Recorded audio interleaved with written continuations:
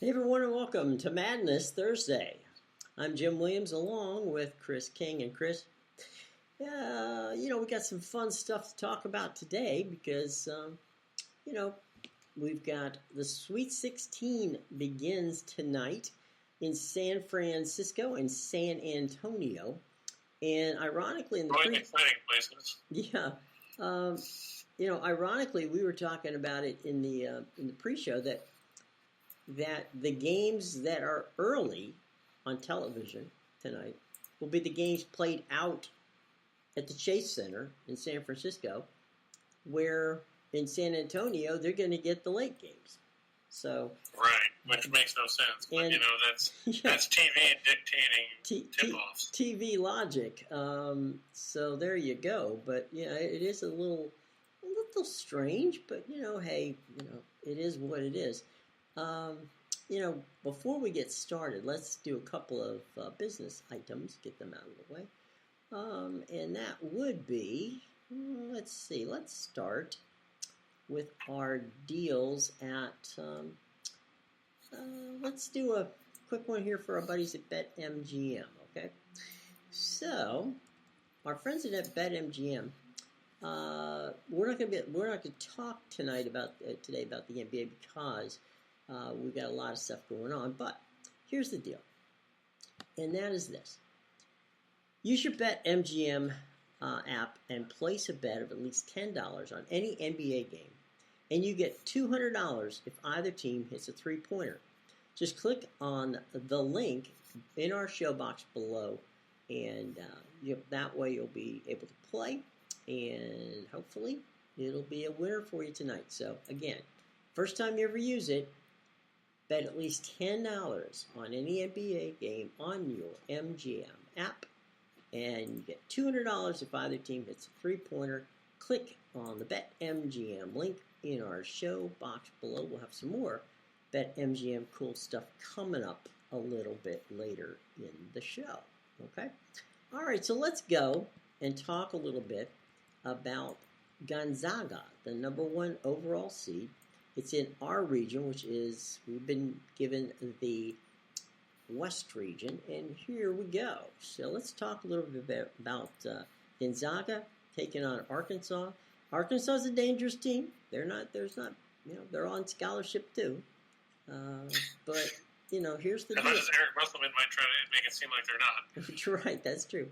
That's a 7:09 start Eastern time on CBS with Mr. Nance and the gang at the microphone. So onions. Right, yeah. Billy Rafferty. So, hello, friends. Jim Nance.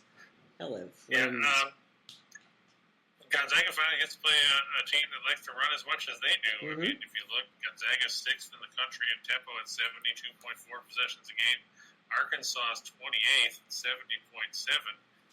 So my question is, will Musselman try to run with Mark Few's team, or is Musselman going to try and take the air out of the ball and make Gonzaga play a different style? We saw the rock fight that they were in with New Mexico State over the weekend, where for a while it didn't look like anybody was going to break 50 points, and as it turned out, they barely broke 50. It was 53-48. But you look at Arkansas, and they haven't.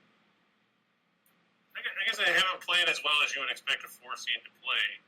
They beat Vermont by 4 in a game where Vermont nearly had a chance in the final seconds to have the ball for a tying possession before replay overturned what would have been a turnover.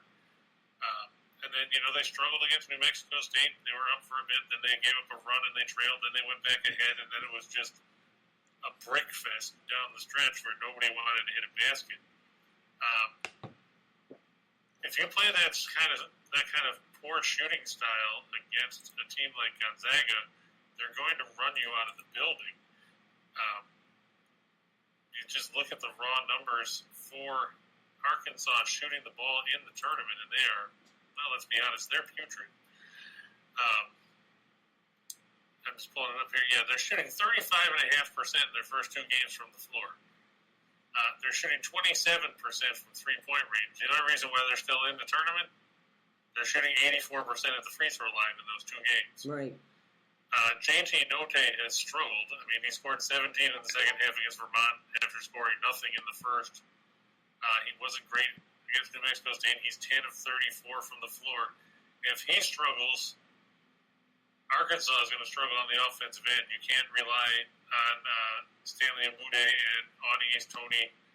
And on the other end of the floor, look at the massive size advantage that you're giving up here. Gonzaga has Drew Timme, and they have Chet Holmgren. Now, Holmgren, I know, is 7 feet, weighs about 57 pounds. But, he's been a shot eraser on the defensive end. He shoots the ball well offensively. Timme is 6'10", 235. You look at Arkansas, they've got Jalen Williams, who's 6'10", and then they start, Amude and Tony, they're both 6'6". Which 6'6" guy are you going to put on Chet Holmgren? I don't know. Timme reminds me of Dirk Nowitzki in the way he plays. Is it the porn stash? I'm sorry? Or the porn stash? Yeah, well, there's that, yeah. But he's got those same kind of big guy mannerisms. I mean, he could, he's a guy who, at that height, shouldn't be able to handle the ball that well. True. And he can. And he can also shoot from outside. I mean, obviously he makes his bones inside, but Ryan thinks... Look at the big second half he had against Memphis. Well, yeah, because he had they were down 12 first half. in the opening minute of the second half, and then Timme scored, 21 points or something like that? I was going to say, he went like 16 points before anybody else got a basket. Ryan likes Arkansas straight out, or taking the 9 points. Well, 9.5. I would take the points. I think it's up to 10.5. At least it was this morning. Okay. It might have shifted again. Yeah. I don't think I would trust them straight out unless Gonzaga shoots 50% at the free throw line again.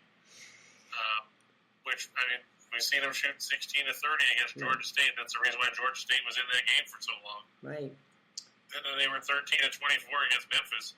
Timme is the main falter in that case. I think he has 4 of 10 or something like that against Memphis. They're going to have to be better at the line. I mean, that's way worse than what they shot during the regular season. I think they're at 70% or so, give or take, which isn't great, but it's not Boise State. But now the way they're shooting, they're making Boise State look, like Rick Barry in his prime. Right. As opposed to, Chris Dudley in his prime, if he had one. If he had one, yeah. I don't know.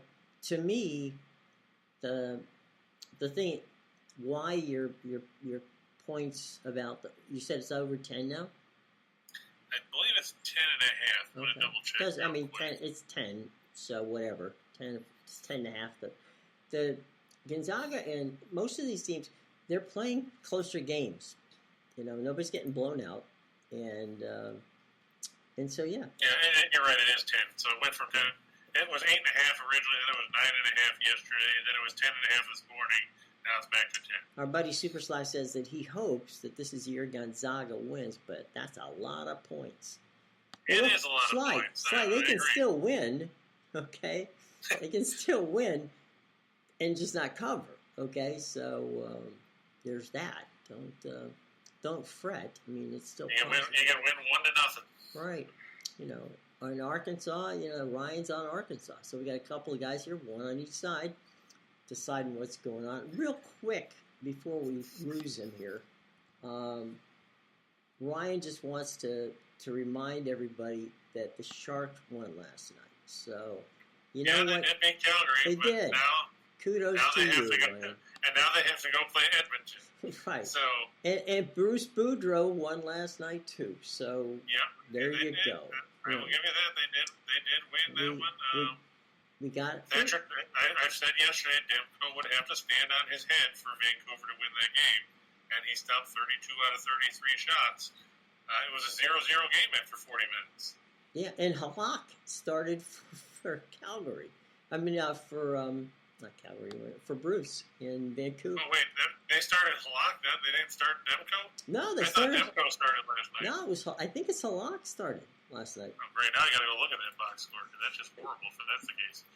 It's probably because he didn't get traded. So yeah, maybe he's just so excited. I mean, Peter Mrazek didn't get traded either, and he beat New Jersey yesterday. Right. So I think that Halak started last night.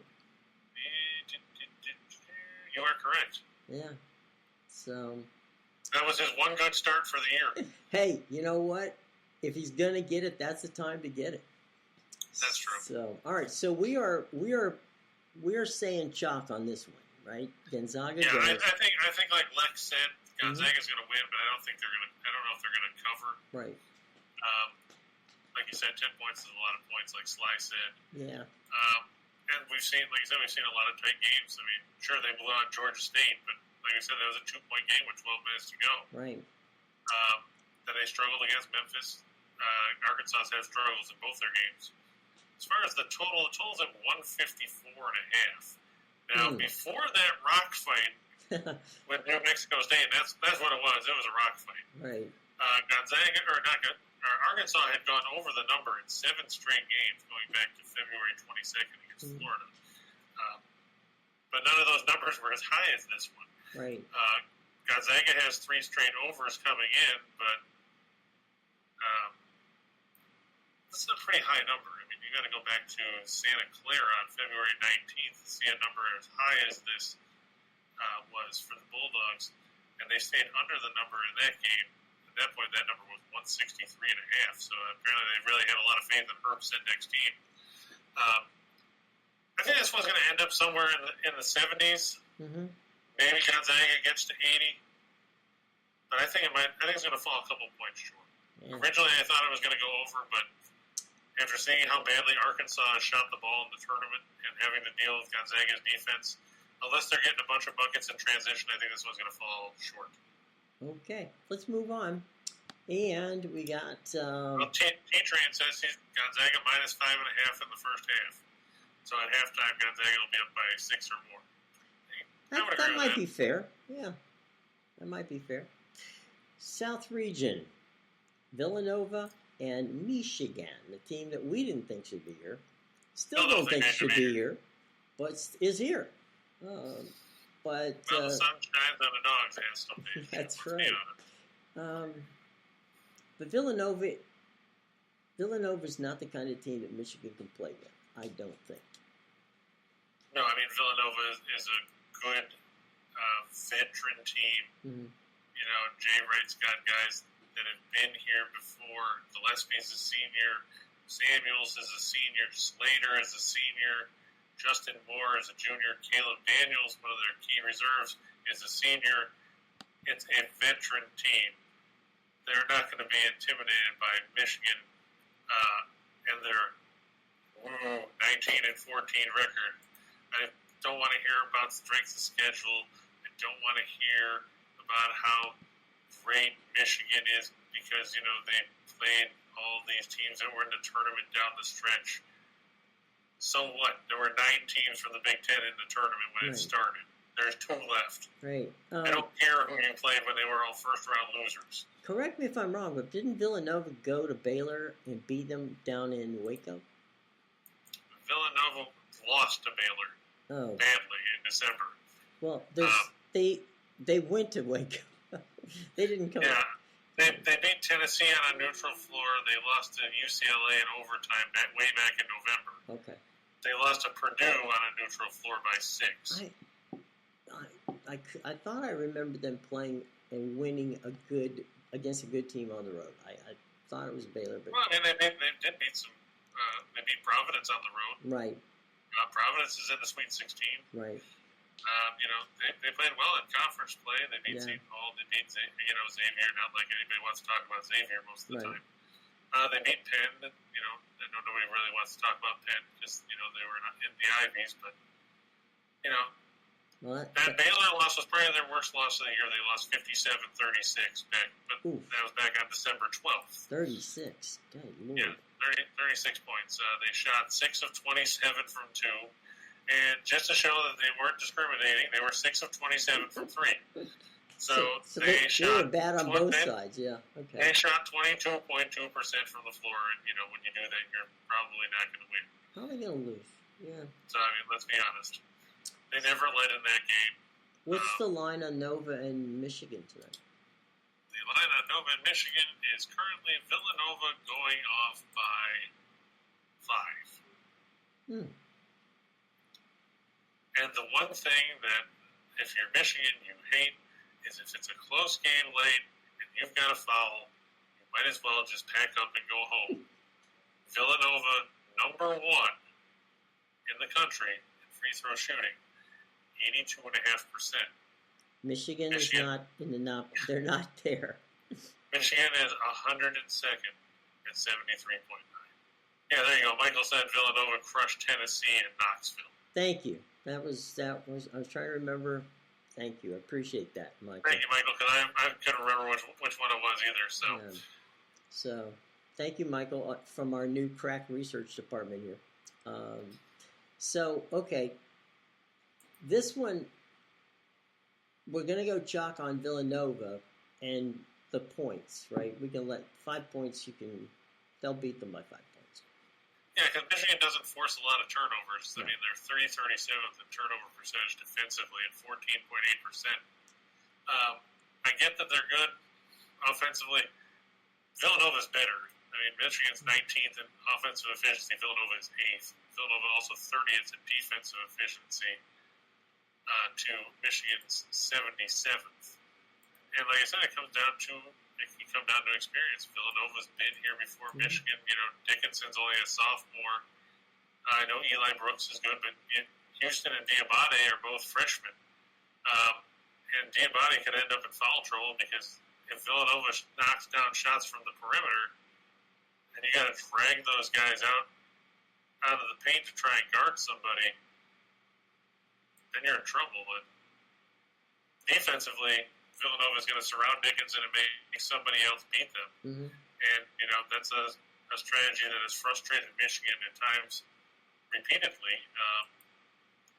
And I think that's going to end up being their undoing, is the fact that Gillespie plays for Villanova. Michigan doesn't have a guy like him. And I know everybody's talking about how great Frankie Collins has played at the point as a freshman with Devontae Jones missing. But the bottom line is, he's a freshman. And if he does start again, if Jones is limited because of the concussion protocol and everything else, it's going to be an uphill climb for them all day long. Well, and Villanova, not only being veteran, is also tournament tested.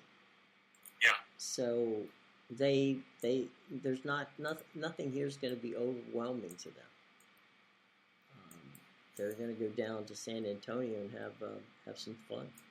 So, yeah, this might be the time, folks, that the Maize and Blue take the long ride home. So we'll see. Going back out west. Okay, here's the one, Coach K. Well, Patriot says the same thing. He says he thinks Jay might go right at Dickinson and get him in foul trouble, and that would get him off the floor, and then Michigan's going to really be in trouble. You know, that's what I would do. You know. Yeah, and Mike says, you know, Villanova and Jay Wright is one of the best coaches in the country. I'd agree with that. He's got 2 titles. I'm not going to disagree with that.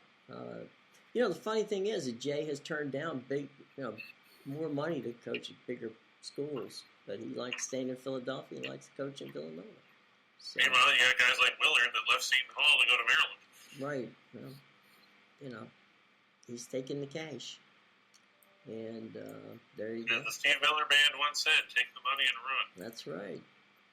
Speaking of, okay, so does the Mike Krzyzewski farewell tour end tonight in San Francisco? Does he leave his heart in San Francisco and lose to Texas Tech? 9:39, that's an approximate time, folks. Don't hold us to it. On CBS, it's 40 minutes after the first game's over.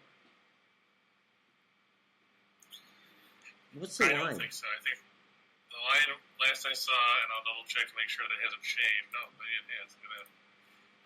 It is now currently depending on the book, Texas Tech is a 1-point favorite in most books, including Bet Rivers and WinBet. At Caesars, they've now made it a pick'em. For some reason, BetMGM has switched the line to Duke -1.5. All week long, it had been Texas Tech -1. So now so apparently there's somebody jumping in saying that, Duke is... so the money's pushing Duke. Yeah. But not much. Well, enough that it moved it to a pick'em at Caesars. And like I said, at MGM, it moved from Texas Tech -1 to Duke -1.5. Right. Brian says he's a Duke fan and has no confidence in this game because they almost lost to Michigan State. Yeah, but that was then and this is now, Brian. That's how, That was then, which was 4 days ago. Right. But no, I think this is the end of the Mike Krzyzewski Magical Mystery Tour. Let's face it. I know everybody's all happy about Paulo Banchero. They all like Trevor Keels. They all like, the 365,012 McDonald's All-Americans that Duke has. Here's the problem. Duke has not been in a situation like this where they're playing a team like Texas Tech. Like I said in the pregame, Duke has a team full of boys. Texas Tech has a team full of men. Texas Tech's guys have been here. They've got the BT, been there, done that. They've got the shirt, they got the movie, they got a copy of the home game, they got a free toaster, and they got it all. You look at the experience factor between these teams. Duke, according to Ken Palm, is, let's see, what was the number on that? I've got it here somewhere. 346th in the country in experience. Texas Tech is 34th. The Red Raiders have allowed 57.5 points in their 2 tournament games. Duke does not play well against good defenses. You look down the stretch in the ACC against the best defenses in the conference. They struggled with Virginia. They struggled with Virginia Tech. They struggled with Notre Dame. And Texas Tech, they struggled with Miami. And Texas Tech is better than all those teams defensively. Texas Tech is number 1 in the country in defensive efficiency. They played well before under Chris Beard. Now it's Mark Adams. You know what? New face, same style. They will just kill you defensively. They force turnovers. They get buckets in transition.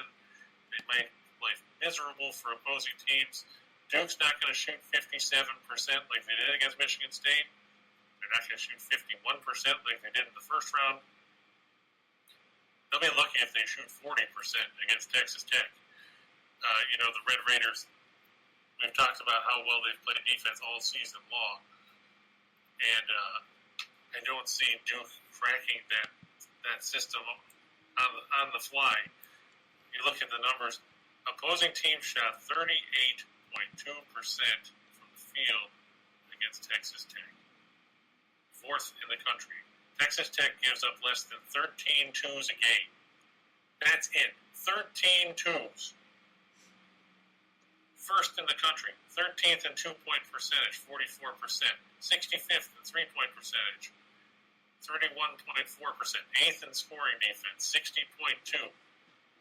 Sure, Duke's got Banchero, and they got Keels, and they got all the fun names that everybody remembers getting recruited. Texas Tech has guys that are lunch bucket guys. They go out there, they do their job, they go home. Terrence Shannon, nobody necessarily knows who he is. Marco Santos Silva transferred from VCU, then I think he was at Texas, and they left there after Shaka Smart left. Kevin McCullough, Adonis Arms, who's been around since Obama was president. And I'm not making that up. He's actually been there since Obama's been president. Davion Warren, Kevin O'Banner came from Oral Roberts. We saw what he did with Max Abmas last year in the tournament, creating havoc. Bryson Williams came from Fresno State. This is a team full of that's loaded with experience. They got 5 seniors. They got 4 juniors in their top 9 players. Duke doesn't have that kind of experience. Duke doesn't have the kind of grit that they need in order to be successful. I'm going to take Texas Tech And if you're going to give me the points at BetMGM, I'll take those too. There you go. Well, that's because BetMGM is that kind of people. They'll give you something, Chris. See, they're a good sponsor, right? They're a good sponsor. They are. There you go. Well, look, one thing they can't say is that if tonight is the end for Krzyzewski, that he's leaving the cupboard bare. Because this is a team that will be reckoned with certainly next year because they do have talent on that team. So, well, yeah, you look at Ryan, he said, he thinks it could possibly be a blowout by Texas Tech. They got blown out by North Carolina at Cameron Indoor. They lost to Virginia Tech. They didn't cover against Cal. Mm-hmm. And who's talking about Cal in March ever when it comes to basketball? Who's talking about Cal in anything? In an academic decathlon or something, maybe golf. But true. You never know. But I agree. I know you think that Duke will get through. If they do, I said they might that. Get helped by the officials. What did I tell you? I said to you, I wouldn't bet on it. I said it was. No, I didn't say you were betting on it. I just said you think that Duke's going to get through. I'm not saying you were betting on it. I hope Duke gets through. I've got a rooting interest here. And you never bet on games that you have a rooting interest in because that's not wise. And it's true. Always bet accordingly, and stay away from games like this if you've got some sort of feeling toward it. Here's a game I don't have any feeling toward. Coming up. Here's a game we don't care about at all. I didn't say I didn't care about it. I just don't feel it. This one is Chris King's upset special. And there's a lot of people thinking right now, ooh, that Arizona team, they're headed for cutting down the strands on the basket when they all get together in New Orleans next week. Yeah, I'm going to go the other way. I'm going to quote Winger, the great 80s hair band, and say that Arizona is headed for a heartbreak. We can go Eagles and go to the heartbreak tonight. That's true. Or you can be Elvis and say Heartbreak Hotel. That's right. Anybody want to chime in with your heartbreak songs? Put them in the comments. T-Train, I know that Connecticut guys hate Duke. We hear that all the time from LA Bachelor. Right. The funny thing is, where I grew up and my wife grew up is the hometown of one Christian Leitner. And let me tell you, I don't like him any more than you do, and I, live 5 minutes away from him. So there's that. Well, Sly said, Leitner and Hurley, Grant Hill, and all those guys, they were great teams. Sure, but Leitner's a dick. I mean, you can be Brian great. Davis, You can be great, and people don't like you. I mean, Barry Bonds was great, and not a lot of people like them. That's true. But, I think Houston is going to give Arizona some real problems. You look at the way Arizona struggled in their game against TCU. They gave up a ton of offensive rebounds in that game, which was concerning when you consider the fact that Houston picked up offensive rebounds on 40% of their missed shots in the game against Illinois the other night. They picked up offensive boards on at least 30% of their misses in each of their last 12 games. They're 15th in the country in offensive rebounding percentage. Or, I'm sorry, they are actually, that's the wrong page there. They're third in offensive rebounding percentage, 37.7%. That's a pretty scary stat when you're an Arizona team that just gave up 20 offensive rebounds to TCU. Had TCU been able to hit free throws, looking at you, Eddie Lampkin, you're the big reason why TCU went home, going 4 of 10 at the stripe. Everybody would point about how he was 8 of 9 from the floor, but so what? You missed 6 free throws that could have put the game away in regulation. In Arizona, if Houston clamps down in the paint and makes Arizona shoot from 3, Arizona was just 5 of 27 from beyond the arc against TCU. I know everybody likes Benedict Mathurin. He was 3 of 11 from out there. Kirk Risa was 1 of 10 in his action. He took 10 shots from the field. They were all from 3. Here's a clue. if the first 8 don't go in, stop shooting. Stop shooting it. Take a step inside the arc. Yeah. Yeah, he took no twos. Okay, this game started out most of the week with Arizona 2 up, and it's dropped down now to, I think, 1-5, right? Yeah, 1.5. So, the money is moving toward Houston. Yeah, well, you're talking about a clash of style. I mean, Arizona's a very good offensive team. Nobody's going to take that away from him. Tommy Lloyd's done a great job rebuilding that program. But Houston will kill you defensively. I mean, they're 7th in the country in scoring defense. They lead the nation in field goal percentage defense at 37.2%. That's it. 37.2.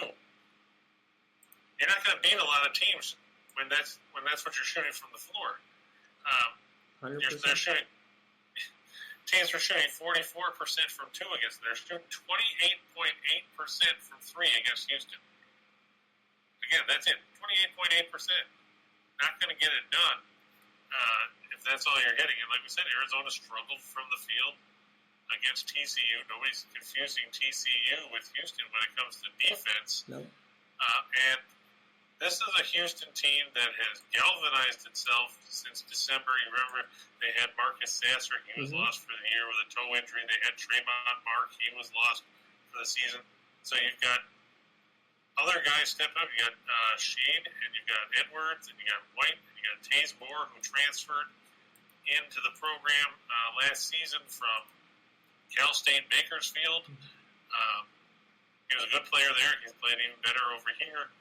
Had a big game against Illinois. You got Josh Carlton down low. Arizona is going to have to get another big game from Christian Coloco, who had the game of his life the other day. And Matherin is going to have to knock down some jumpers. They're going to have to hit some threes to loosen up Houston's defense, because Houston's not going to give them anything inside unless they get foul trouble. This is one of those cases you just mentioned, Texas Tech being a lunch bucket team. And Houston is a lunch bucket team. That's not throwing shade on the talent that they have. It's just that this is not a group of 5-star McDonald All-Americans. These are guys that you just said. They transferred here. They came from the portal. They put together a team, and the team is playing. So, and they, as you said, they galvanized themselves. Houston came out to prove a point, and I think they pretty much proved it, that they are, as good a team as anybody in the country. And now, against the number 2 overall number 1 seed in Arizona, they have a chance to prove it, and they don't have to go too far to do it. They're doing it in San Antonio in their backyard. So. And here's the funny thing: Arizona's a 1 seed, right? Yeah. Houston's a 5 seed, right? Yep. In Ken Palm's rankings, Arizona's ranked number 3. Do you know what Houston's ranked? 2. Number 2. Yeah. That one I knew. So. Talk about an undervalued seed. Houston Cougars. I'll tell you what, if the Houston Cougars were playing in a power conference other than the AAC, there's no way in hell they come in as a 5 seed into this tournament. You talk about being disrespected. Yeah. A team that is 31-5, and 2 of their losses were to Memphis. One was by 2 to SMU. One was by 1 to Alabama on the road, and the other was a 2-point loss to Wisconsin on a neutral floor back in November. You're talking about a team that is disrespected. It's the Houston Cougars. I don't think. And I think Kelvin Sampson is going to channel that disrespect and say, "Don't you think we should be a 1 seed? These are the bozos over on the other bench that they ruled are better than you by, insert X number of teams, because you figure that Houston would basically be slotted somewhere between 17 and 20 if Arizona is the number 2 1 seed in the bracket, just by going by simple math. So you're talking about there are at least 15 slots worse in the seed lines than Arizona, and it makes no sense, especially when you look at how bad the Pac-12 was. Well, yeah, and the thing for Houston is they're going to be in the Big 12 coming up here soon. So that'll give them an opportunity to hopefully get some respect down the road. Hey, look, before we go to the 2 for the money, 4 for the show, and all the important stuff we got going on there, 2 things we want you to do. Number 1, we want you to go down to the show box, and we want you to sign up for Winners and Whiners Sweet 16 booklet, which should come out tomorrow morning because, or today. I think it's out. Yeah, it's out. I got mine this morning. Okay, so you can have it for tonight's game. And what that's going to do is going to give you all the information you need to know for betting on all the games that we're talking about here, and we'll be talking about tomorrow in the Sweet 16. And that, of course, is free of charge because we like you guys and we want you to have it. All right? Now, here's an opportunity to also, while you're in the show box down there, we're going to have a contest. Now, this contest gives you a chance to prove to us that you know what you're talking about. Now, we know, all you guys that are here, know college basketball. Well, you do not have to wager a single dollar on this. It's free. What you have to do is you basically go in, and there's 15 questions. And Chris, you want to explain how the contest works? Yeah, it's going to be set up where you get to pick we'll ask you a bunch of questions where you say yes or no. There's 15 of them. Sides. Yeah, we mix the sides and totals and different player props like will, Joe Below score 50 points. For God's sake, if the question says, will Joe Below score 50 points, don't put yes. Because Joe Below ran out of eligibility. I just checked with the NCAA. Well, it could be Timmy. It could be Timmy from Gonzaga score 50 points. Yeah, but if it's the Joe answer's Below, it's still 50. The answer's still no. But yeah. Right. But there's 15 questions. If you get all 15 right, you can win $10,000. But you still get $1,000.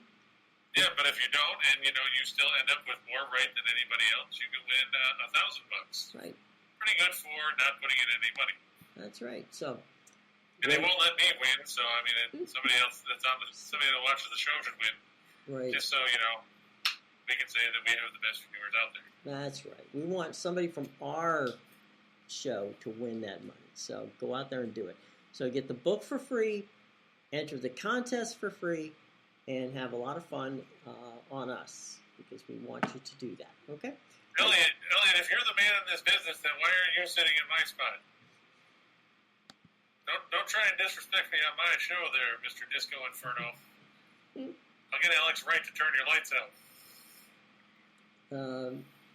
Elliot says just send check his way. Okay. Okay, one quick question here from Mr. King, because he's being very polite. James wants to know, what do you think of the Nuggets line? Last I saw, Denver was favored by 3.5. I'm going to just check and see the change real quick. Is it down to 3? Nope, still 3.5. Yeah, I kind of like Denver at home here, just because of the fact Phoenix played last night. They had to run with Minnesota. They did win that one, which was nice because that was one of my favorite future picks for whatever Michael was asking about yesterday. For my top NBA play, I took the Suns. But here, they're playing the same game of back-to-back. You have to figure with the altitude being a factor, they're going to be a little tired. It's no fun playing against Minnesota when you have to play somebody else in the second game of a back-to-back. And Denver plays decent basketball at home. They don't play necessarily as great as we've seen them play in previous years. But I'll take the Nuggets and give the points. Okay, we are getting ready to rock and roll because we've got a lot to get done here in a short period of time. So let's move on to 2 for the money. Yeah. Speaking of one-sided games, I'm gonna take the Bucks minus 12.5 over the Wiz. The Wiz, I just don't trust them. I know that I've heard reports about Antetokounmpo supposedly not playing. I haven't confirmed it because it's a busy afternoon. But even still, you look at how bad Washington has played of late, and It's just not compelling. Yeah, Antetokounmpo was out with a sore knee. Middleton's still dealing with that wrist injury. But, that's the great thing about Milwaukee is they've got 55 other guys that can step up and score points. Meanwhile, Kyle Kuzma is not going to play for Washington again, so it's going to be Porzingis and who? I still don't trust Washington even getting that many points. I'm going to take Milwaukee. And I'm going to go with Slash Jets over the Sens. I like the way Winnipeg's played of late. Ottawa's up and down. And this game's in Winnipeg, so I'm going to ride with Winnipeg in that one. We talked about Villanova over Michigan. If it's a close game late, Michigan's screwed because Villanova actually shoots free throws, unlike a lot of these other teams in the tournament. Yeah, I'm going to go with Florida over Montreal. I just don't trust the Canadians. If the Panthers want to be taken seriously as a contender for the Stanley Cup, they need to beat up on doormat teams like Montreal. I don't care if the game's at the Bell Center. I don't care if the game is on Mars. Bottom line is the Panthers are first-place team. The Canadians are last-place team. That usually bodes well for the favorites. It's going to be Spencer Knight starting again. I don't know what's up. You know what's up with Sergei Bobrovsky, Jim? He's got a hangnail or something? He got scratched late the other night, but I have no idea what the problem is. I was going to say, because this is Knight's 5th straight start. Yeah. I know Ekblad is on IR. They don't even have anything listed on the injury report for him at all. I'm looking at Lundell, Ekblad, Hornquist, Johansson, Lomberg, and Nunavara. Bobrovsky's not even on the injured list or the injury report, so I don't know what the hell's going on with him. Yeah. By the way, Marlo, the Wizards do stink. I can tell you that from firsthand knowledge. All right, let's go to 4 for the show. All right, we're going to go with, well, I said it before. Let's stick with it. Texas Tech ending the magical mystery tour of the Duke Blue Devils and Coach K. So, when you see them take the floor next time, you'll see John Shire as the coach, and we'll see how long he lasts before he gets the ziggy. I'm going to go with the Cougars. It was -2. It's -1.5 now. But I'm still going to go with the Cougars. I think their defense and their physicality is too much for a young Arizona team to deal with. I like the Raptors at home over the Cavs. Cleveland is just kind of falling apart, and a win here will have Toronto jump Cleveland in the standings as they race for the final guaranteed playoff spot in the East. And, of course, the St. Louis Blues taking on everybody's favorite punching bag, the Philadelphia Flyers. And unfortunately for the Flyers, this game's on the road where they play even worse than they play at home. So we will take the Blues. And now it's time to go to the menu, guys. And this one is the one you want to pay attention to. Right. Arkansas and Gonzaga, I like to stay under the number. We talked about that already. Michigan, Villanova, I think, is going to fall short, too. Surprisingly, I'm going to go with Houston going over the mark, not by much. I think this is only going to end up being 148, 150 at most in that Houston game. But I think Houston, for as slow of a tempo they play, I think that they're going to be able to get some easy buckets in transition, and that'll help the number. Texas Tech, Duke, I'm going to look to get to about 140, and that's it. But 140 is still bigger than 136.5 last time I used a calculator. So I'm going to lean towards the over there. On the hardwood, I'm going to go with Memphis, -12.5 over Indiana. God, these lines are terrible. Indiana screwed me last night when they lost in the final second to Sacramento. Look at the injury report. Malcolm Brogdon not expected to play. Chris Duarte is out. Isaiah Jackson is out. Rick Smith's also out. So is Reggie Miller and Chuck Person for Indiana. For Memphis, as of right now, Dylan Brooks, Brandon Clark, and John Morant are out for the Grizzlies. That'll be the third straight game that Morant's missed. But hey, he didn't play yesterday, and they still beat the Nets. So I'll look for them to beat the Pacers, who are absolutely dreadful. The Bulls -1 over New Orleans. Let's see, the Bulls, according to the injury report, have Lonzo Ball, DeMar DeRozan out with the adductor strain. Zach LaVine is available and should play. Brandon Ingram is doubtful for the Pelicans. I just think Chicago needs this one. more than New Orleans at this point. Yep, Marlo said for the Pacers, it's all on Dale Davis. Yeah, Antonio Davis decided he wasn't going to suit up tonight either. So it's not a Dale Davis and the late Wayman Tisdale. Right. Like I said, I'm going to take the Nuggets over the Suns. On the ice, Minnesota, I'm going to go with them over Vancouver. I know I took Colorado over Vancouver yesterday, and they didn't pan out. So that's probably when they started Halak, though I don't know why you start Halak against Colorado. So it'll probably be Demko tonight. Minnesota, though, they're rested. They're playing at home. They play well there. I think they'll pick up the win. I'm going to go with Nashville over Vegas. Vegas is reeling. They were blanked in back-to-back games. Nashville's playing good hockey right now. And I'm going to take the Kings at home. They're the best team playing in the Crypto Dome right now, folks. Blackhawks beat Anaheim last night 4-2. So they're playing the second game of back-to-back. I'm going to go with the Kings. And as Lane Elliott says, the Pacers are going to start Jamal Tinsley tonight. Hey, they can do worse at this point.